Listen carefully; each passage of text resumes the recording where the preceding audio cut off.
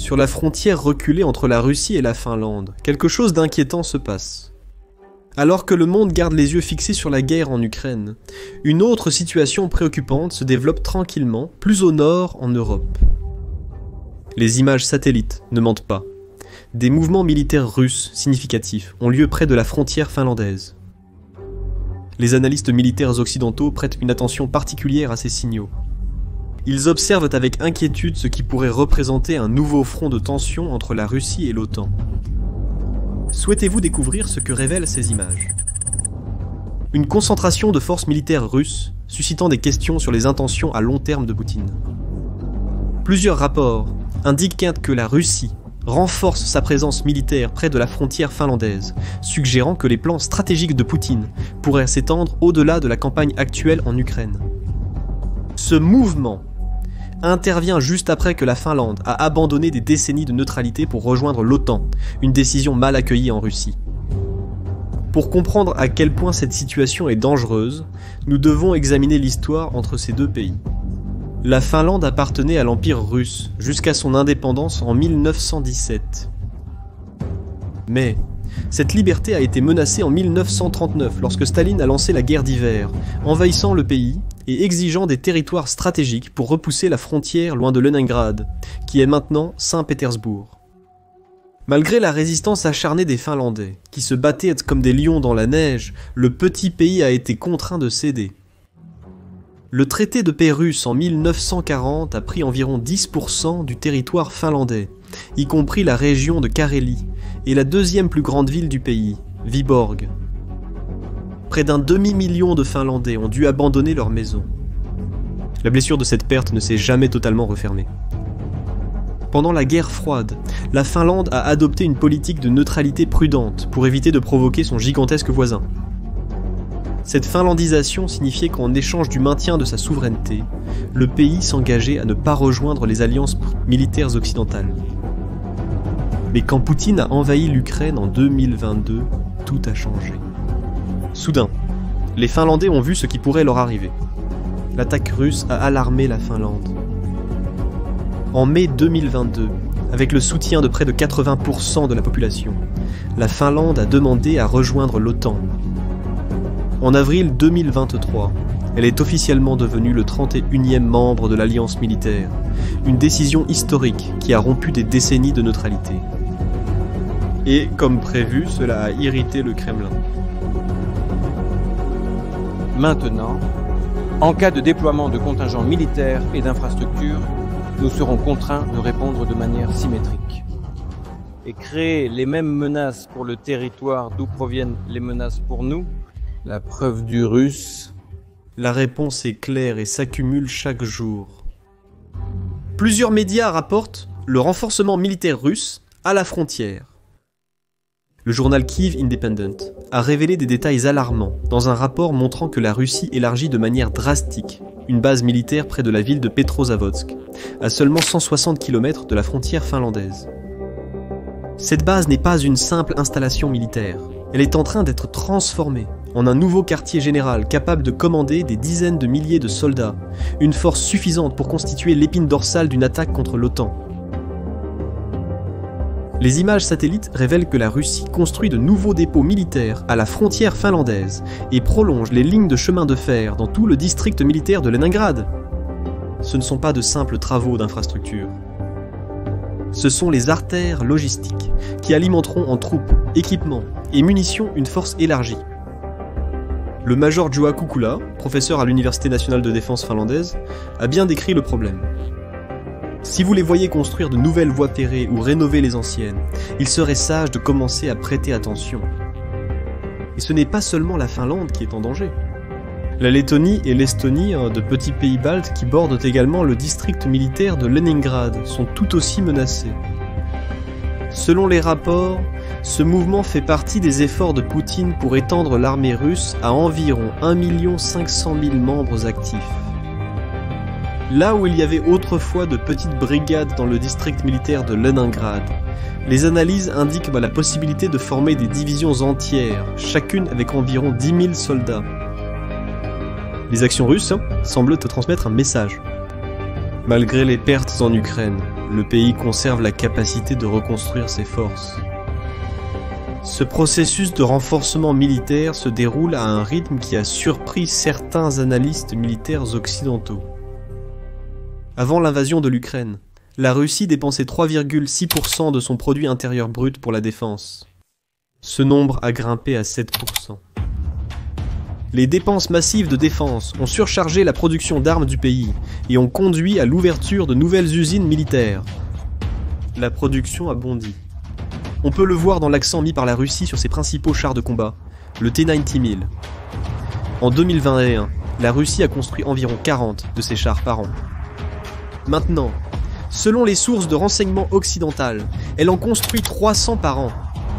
Pendant une grande partie de la guerre en Ukraine, les analystes se sont concentrés sur ces chiffres, dans le contexte des pertes russes. Selon le ministère ukrainien des Finances, la Russie a perdu plus de 10 700 chars dans la guerre jusqu'en avril 2023. Cela équivaut à environ 3 576 chars par an. La production de 300 nouveaux missiles T-90 par an est loin d'être suffisante pour remplacer ce que la Russie perd en Ukraine. Mais cela n'a pas besoin de l'être. Et cela soulève des questions intéressantes sur la stratégie militaire russe. Il est possible au moment de compte que l'utilisation intensive d'équipements plus anciens en Ukraine permette à la Russie de préserver ses systèmes plus modernes. Selon un rapport d'un officier militaire finlandais, beaucoup des nouveaux T-90 mal produits ne sont pas envoyés à la guerre actuelle, mais restent sur le territoire russe, potentiellement en attente d'être utilisés dans d'autres situations stratégiques que le Kremlin considère comme une priorité.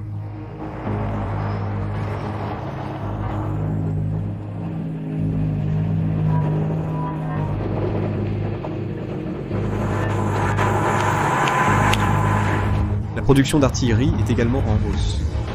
On s'attend à ce que la Russie produise 20% de plus de canons et de munitions d'artillerie en 2025 par rapport à 2024. Ajoutez à cela le flux d'artillerie en provenance de la Corée du Nord, qui a envoyé au moins 200 systèmes d'artillerie à longue portée à la Russie en février. Cette réalité contredit de nombreux rapports, indiquant que la Russie manque d'équipements.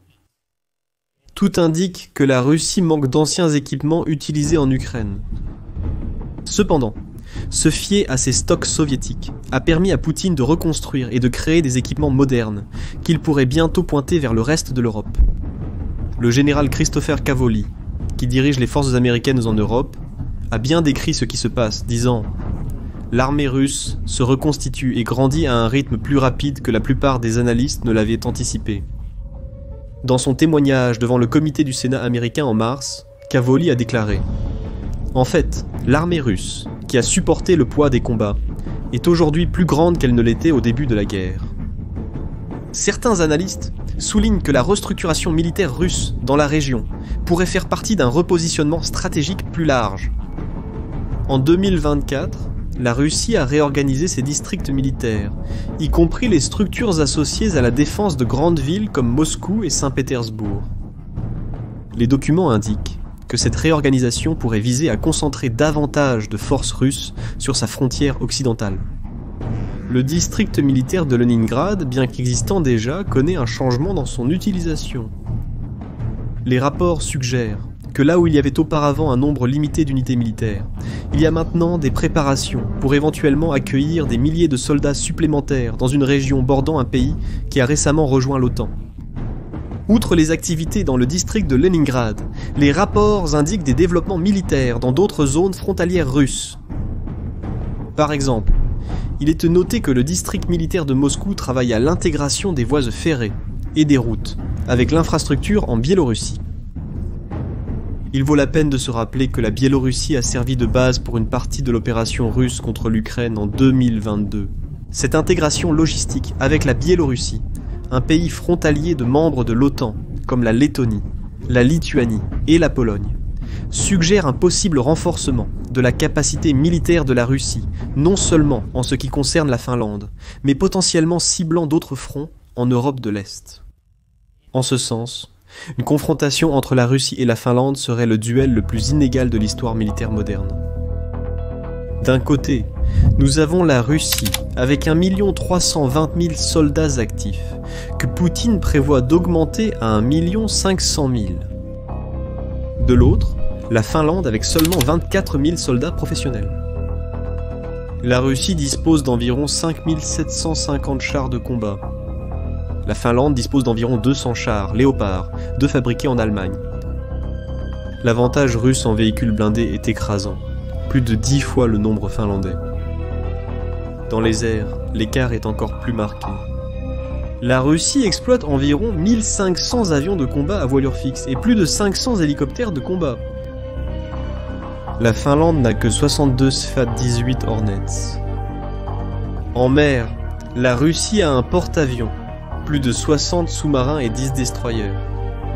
La Finlande n'a aucun navire dans ces catégories, se fiant uniquement à de petites corvettes et à des navires de patrouille côtiers. Ces chiffres indiquent clairement qui l'emporterait lors d'un affrontement direct. Mais voici un point important. Cette confrontation ne serait pas une bataille directe. Derrière ces chiffres modestes, la Finlande a un secret qui fait hésiter Poutine. La stratégie de la Finlande de nation en armes signifie que bien que son armée permanente soit petite, le pays peut mobiliser une force impressionnante en cas de guerre. Grâce au service militaire obligatoire pour les hommes, la Finlande compte jusqu'à 870 000 réservistes formés, dont environ 280 000 pourraient être rapidement mobilisés. Ce modèle, similaire à celui d'Israël ou de la Suisse, est l'un des piliers de la stratégie de la Finlande pour dissuader les invasions, compensant le désavantage numérique initial contre la Russie. De plus, la Finlande a fortement investi dans l'artillerie, se vantant de posséder l'artillerie la plus puissante de l'Europe de l'Ouest. Il y a environ 1500 systèmes d'armes d'artillerie, y compris 700 obusiers, 700 mortiers lourds et environ 100 lance-roquettes multiples. Peu de pays européens ont une quantité similaire de pièces. En effet, la Finlande a plus d'artillerie lourde que la plupart des principaux membres de l'OTAN sur le continent. Et il y a plus.